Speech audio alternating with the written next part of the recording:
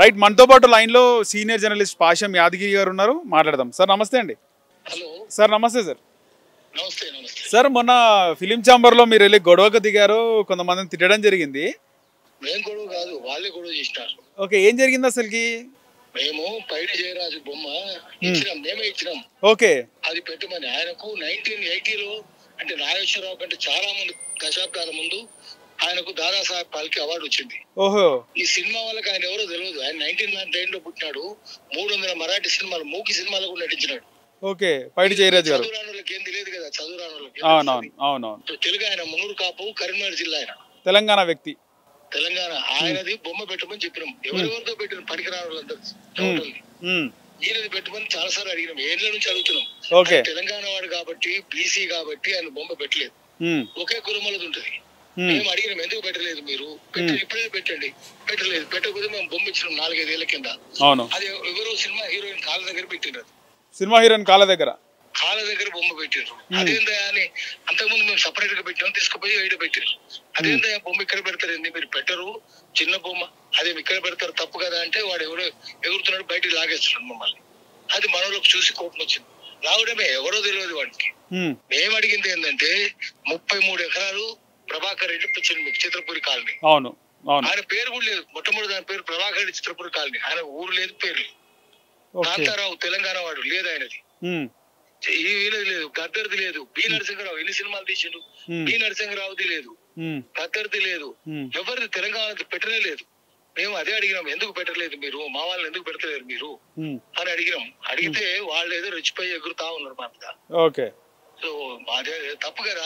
పోనీ మీ వాళ్ళదే పెట్టుకున్నారు అనుకోండి, మరి శ్రీశ్రీ ఎందుకు పెట్టలేదు, ఆరుద్ర ఎందుకు పెట్టలేదు, మరి తెలంగాణ వాళ్ళ దాశరథి రంగాచార్య ఎందుకు పెట్టలేదు, శ్రీనారాయణ రెడ్డి ఎందుకు పెట్టలేదు, దాశరథి కృష్ణమాచార్య ఎందుకు పెట్టలేదు? తెలంగాణ వాళ్ళది బెటరు, మీ కులం కాకపోతే ఇంకోటి బెటరు. ఒకే ప్రాంతం, ఒకే జిల్లా, ఒకే కులమోళ్ళు ఉండాలి. కులములో ఒక కులములో నడుస్తుంది అంటారు. వాళ్ళదే కులము ప్రాంతం, ఆ కులం వాళ్ళే. ఎందుకంటే వాళ్ళు తెలంగాణ లేరు, అది తెలంగాణ ఫారినర్స్ వాళ్ళు, అవుట్ సైడ్ అదే పెట్టుకున్నారు. అందుకని మేము ఏమన్నామంటే మళ్ళీ తెలంగాణ ఉద్యమం రావాలి, చంద్రబాబు నాయుడు వచ్చినాక మీరు రెచ్చిపోతున్నారు. అవును, చంద్రబాబు నాయుడు పేరు కూడా మీరు తీసినారు. చంద్రబాబు నాయుడు ఏజెంట్లు.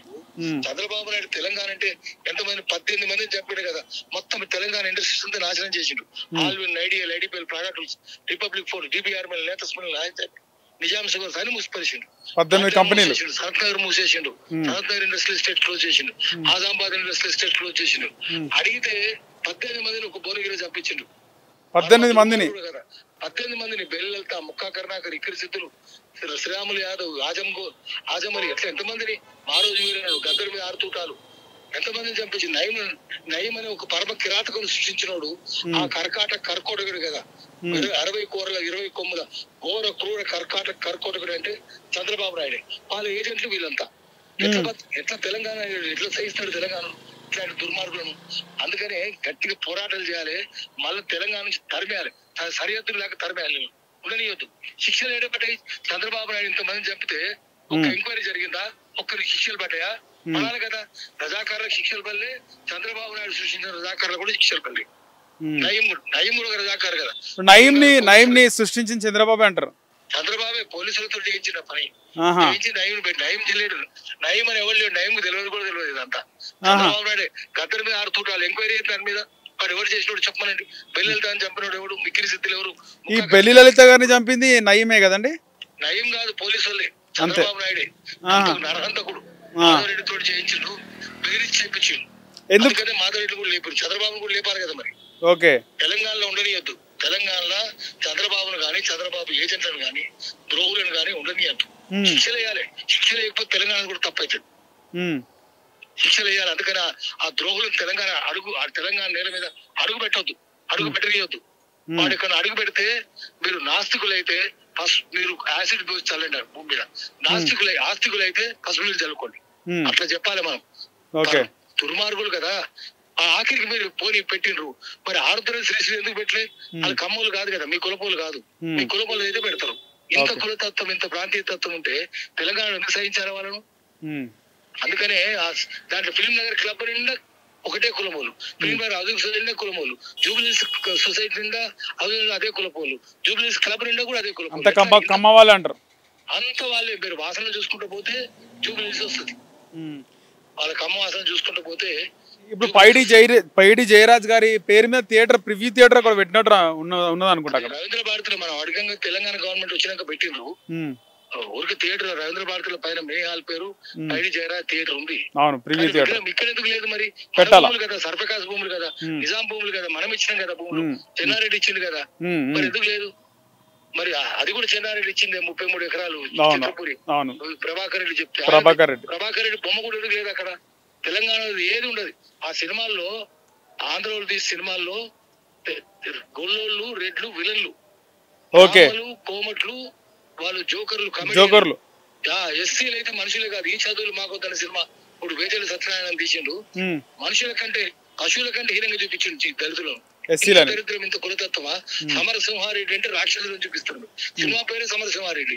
ఎవరు కొట్టిన మన సమరసింహారెడ్డి కొట్టినట్టు ఇచ్చిన పాప ఆయన రాక్షసుడు. జస్టిస్ చౌదరి అంటే పెద్ద హీరో, కులం పేరు ఉంటుంది దాంట్లో. జస్టిస్ చౌదరి అట్లా కులం ఉండొచ్చురా. చిన్నరాయుడు, పెద్దరాయుడు సినిమాల పేర్లు అవి.